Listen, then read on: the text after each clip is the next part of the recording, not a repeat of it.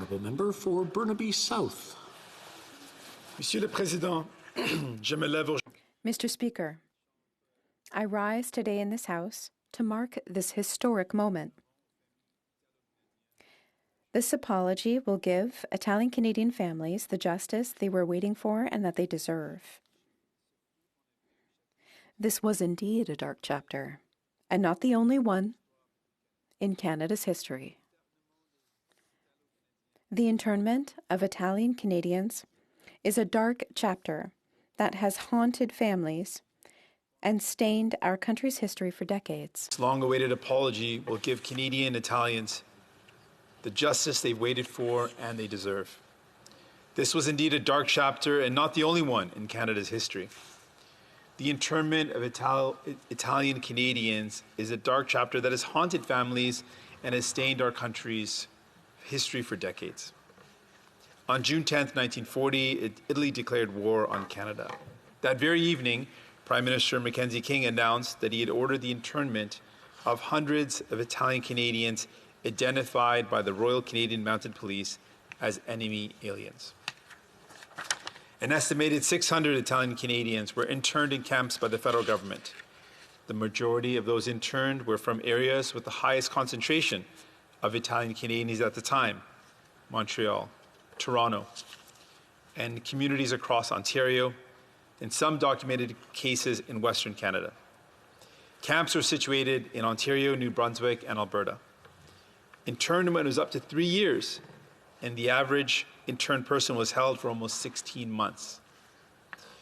People interned were doctors, lawyers, carpenters, bakers, contractors, priests, and loved ones. The RCMP arrested Italian Canadians without due process, put them on trains, and sent them to internment camps. Canada declared them enemies of the state for no other reason than being who they were, Italian Canadians. Souvent, les parents étaient séparés de leur... Often, parents were separated from their children. Innocent people were sent to internment camps and forced to leave behind their families to fend for themselves. Women were forced to look for work to become breadwinners and take care of their big families. Italian Canadian children were pulled out of schools because they too were deemed to be enemies of the state. Parents were separated from their children. Innocent people were sent to internments, forced to leave behind their families to fend for themselves. Women were forced to look for work to become breadwinners and take care of their families. Italian Canadian children were pulled out of schools because they too were deemed enemies of the state. This injustice tore families apart. The pain, degradation, and anxiety these families had to endure didn't have to happen. The federal government went even further. It froze bank accounts. It forced Italian Canadians to subsist on as little as $12 a month.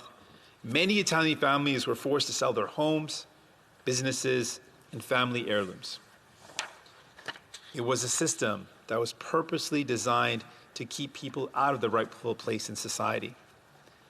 There was no reason outside of prejudice to suspect that those in turn posed any threat whatsoever to Canada or Canadians. Many of them were First World War veterans who had fought for their adopted country. Like the internment of Japanese Canadians, Ukrainian Canadians, German Canadians, and so many others, the forced registration and internment of Italian Canadians is a dark chapter of our history. Imagine the pain felt when learning that your loved one was sent to an internment camp for no reason. Imagine the fear and confusion a family had to go through because they didn't know where the police had taken a loved one.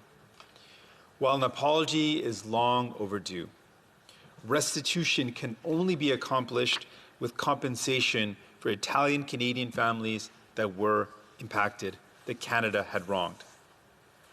Canada has one of the largest Italian diasporas in the world. Despite the internment and many other challenges and barriers faced by Italian Canadians, the community went on to make significant contributions to our country and continue to do so. I recognize that many of those who should hear today's apology, those who were put in internment camps by the Canadian government, are no longer with us.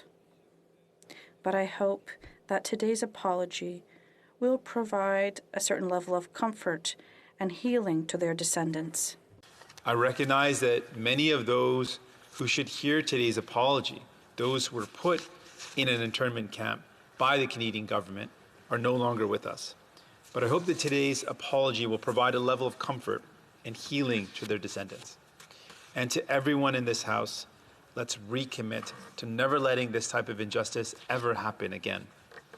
From its foundation, Canada has committed injustices against the first people of this land, against those who fled wars to seek refuge, against those who came here simply to build a better life.